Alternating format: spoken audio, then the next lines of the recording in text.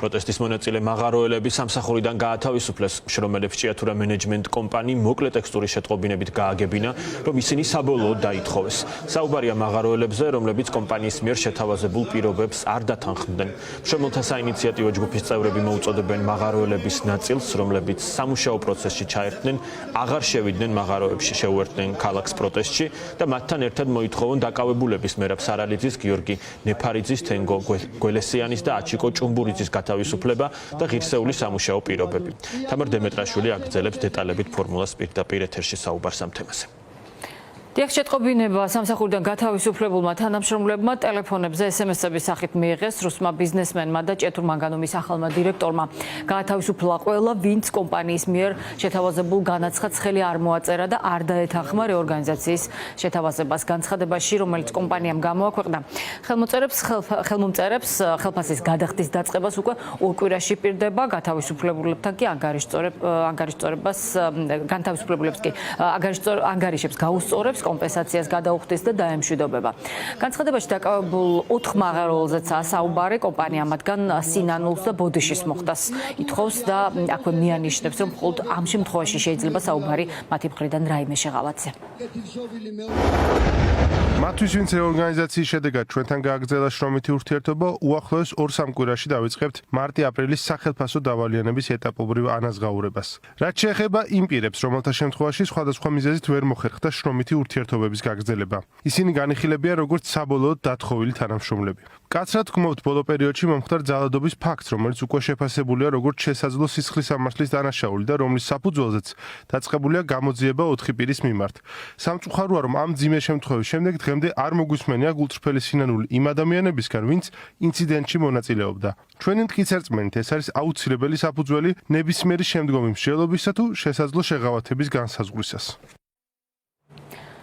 მაღაროელებისთვის კი კომპანიის ეს პოზიცია მიუღებელია, ისინი აქციებისა და პროტესტის გააქტიურებას აპირებენ და ჭიათურლებს ქუჩაში გამოცვლისკენ მოუწოდებენ, ამბობენ, რომ გააგრძელებენ სამართლებრივ დავასაც, რადგან მათი გათავისუფლება უკანონოა და არ შეესაბამება ხელშეკრულების პირობებს. რაც შეეხება დაკავებულ თანამებრძოლებს, მაღაროელები ამბობენ, რომ მათ არავისთან აქვთ ბოდიში მოსახდელი და მეტიც შუქრუთვის მაღაროს დირექტორი, რომელიც საქმეში დაზარალებულია სამართლებრივ სახელმწიფოში, პასუხისმგებაში უნდა იყოს მიცემული მისი საქმიანობის დროს მომხდარი ინციდენტების გამო, რასაც ადამიანის სიცოცხლე ამსხვერპლა.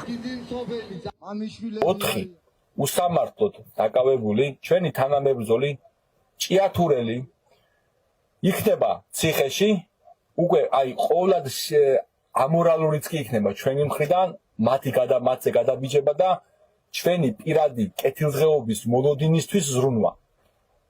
შეგახსენებთ ყველას, რომ მათ ბიჭების და ჩვენი თითოეულის დამსახურება არის ის, რომ დღეს კომპანია საერთოდ საუბრობს მუშა პროცესის აღდგენაზე, რადგან მარტივად აპირებდნენ ჩვენს ასე ვთქვათ, ჩვენთან დამშვიდობებას ერთი წერილის და ერთი ტექსტური შეტყობინების საფუძველზე. SMS-იც და განცხადებაც იმას ემსახურება, რომ ჩვენ შევშინდეთ, ჩვენ გავიქცეთ და ხვერწნა დაუწყოთ კომპანიის მესვეურებს, არ იქადა მუშაობა დაგვაწყებიო. ამიტომ ყველა ნუ შეშინდებით, ერთ რაღაცას გეტყვით, ვისაც ჩვენთან ხელი გაქვთ მოწერილი და კითხვარი არ გაქვთ შევსილი, მობრძანდით, შეავსეთ ის კითხვარები, რადგან მალე დაიწყოს სამართლებრივი დავა, თუ კი მოხსნილები ვართ სამსახურიდან და მერე ვანახოთ კომპანიის მესვეურებს, ვინ არის სამსახურიდან მოხსნილი და როგორ სამართლიანად მოხსნეს სამსახურიდან. არ მოგცემთ იმის უფლებას, რომ ჩვენი ქალაქი დაანგრიო.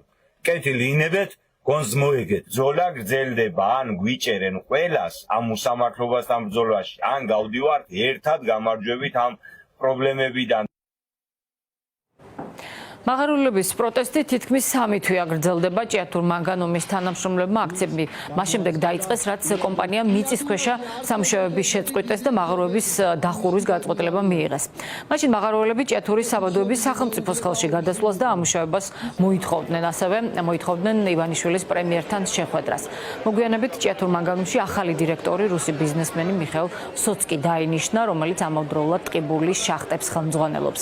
სოცკიმ კომპანიაში რეორგანიზაცია გამოაცხადა და მაღაროების სამუშაოების პირობა თანამშრომელთა შემცირება დაასახელა. თანამშრომლებს განაცხადის ფორმის შევსება მოსთხოვეს, რომლითაც ისინი ამ რეორგანიზაციას ეთანხმებოდნენ. მაღაროელთა უმეტესობას ამ დოკუმენტზე ხელი დღემდე არ მოუწერია. დაძაბულობა კი ჭიათურაში პერიოდულად მწვავდებოდა ხოლმე. ერთ-ერთი ინციდენტი შუქრუთის მაღაროსთან მოხდა. 4 მაღაროელს ბრალი ძალადობის ორგანიზებისთვის წაუყენეს. დაზარალებული კი ამ საქმეში შუქრუთის მაღაროს დირექტორია. ახლა მაღაროელების მოთხოვნებს 4 თანამებრძოლის გათავისუფლებაც დაემატა. 3 მაღაროელი კი რამდენიმე დღის განმავლობაში შიმშილობდა მთავრობის ადმინისტრაციასთან, თუმცა მათი ამბით არავინ დაინტერესებულა, ისინი შიმშილობას ახლა ისევ ჭიათურაში აგრძელებენ.